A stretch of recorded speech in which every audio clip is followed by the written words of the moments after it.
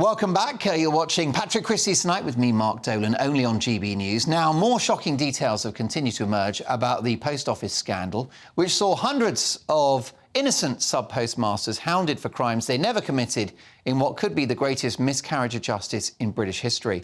And the spotlight is turned to the actions, or rather inaction, of Lib Dem leader Sir Ed Davey, who was Postal Affairs Minister from 2010 to 2012 and who dismissed the pleas for help from campaigning sub-postmasters like Alan Bates.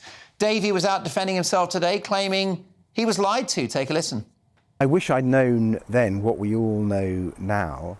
The Post Office was lying on an industrial scale to me and other ministers. And when I met Alan Bates and listened to his concerns, I put those concerns to the officials in my department, to the Post Office, to the National Federation of Postmasters. And it's clear they all were lying to me. With me in the studio is the former editor of The Sun, Fleet Street legend Kelvin Mackenzie. Kelvin, should he go? Yes, I absolutely think he should go. And that defence, though, was appalling, really. Your job, you are the minister. People are lying to you left, right and centre. Your colleagues are lying to you, the Prime Minister's lying to you, regulators are lying to you, big companies that you're doing deals with are lying to you. Your job is to work out, actually, is there another truth in all this? And when you meet somebody like Alan Bates, a quiet but a man concentrating on the detail, you would have always said to him, there might be something in all this. Yeah. However, he's not the only idiot in all this. I have never, ever seen a scandal where so many people come out badly. Starmer emerges badly. He was the DP. You've been tweeting about this, haven't you? The DPP. What could he have done, Kelvin? The DPP can overrule the Post Office, right, in terms of of whether people are being charged or not. So the idea that this has nothing to do with me, that is crap. Actually, people like David Cameron come out poorly. After all, he was running the coalition that appointed that man, Sir Ed Davey. See, I've learned. Let's keep ourselves on air. Yeah. I've got bills to pay, Kelvin. Well, I've heard about those, by the way, and they've given you 30 days, and that's your lot. So, anyway, the bottom line on it is everybody emerges very poorly in all this. And actually, the media emerged poorly. Yeah. OK, so where was the Sun every day doing the big expose, the big expose? What we had to do is sit there and watch a docudrama which uniquely didn't have to over-egg the pudding. Yeah. Because actually the stories were so upsetting and the scandal was so bad that, in fact, all they had to do was report it. I have never seen that before. And I really salute ITV. Normally, anything to do with ITV, if Holly Willoughby didn't turn up on it, then you weren't watching ITV, were you? Right? This time, there was actually some proper journalism meets drama. It's fantastic. And I love the reaction of the normal people. They've seen this and they know that this might represent a whole load of other things that are going on in their lives. Most definitely. And I'm so pleased for it. And the other person to give a big tick to is Richard Branson, right? Who's now given a free holiday to Mr. Bates, who asked whether he could have one in an interview with the Sunday Times.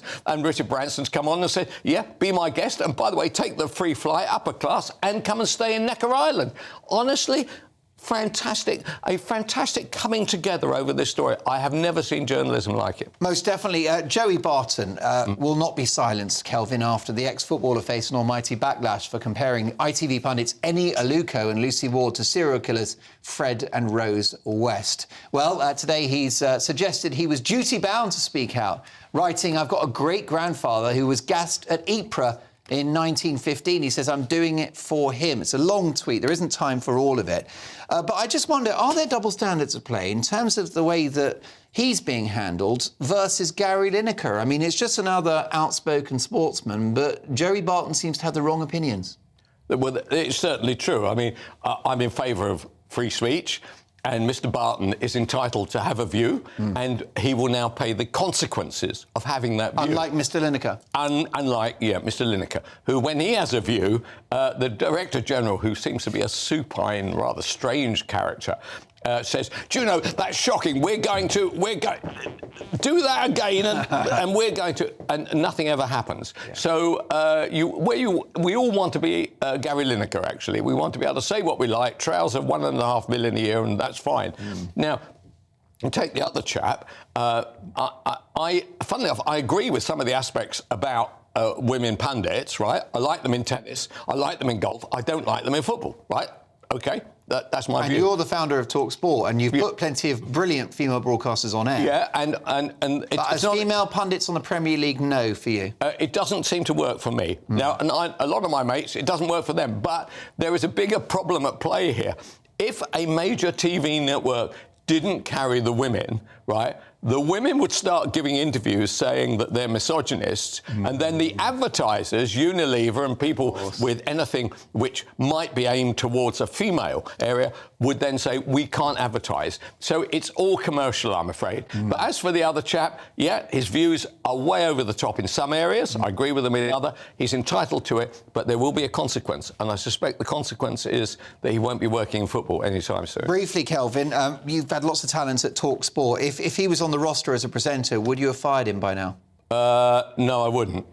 I wouldn't. However, if the advertisers all came to me and said, you know, we're moving it out, then that might be a different conversation. But I would hope that I wouldn't do that. No, because you've got a backbone and balls. Kelvin, catch you in a week's time. The brilliant Kelvin Mackenzie.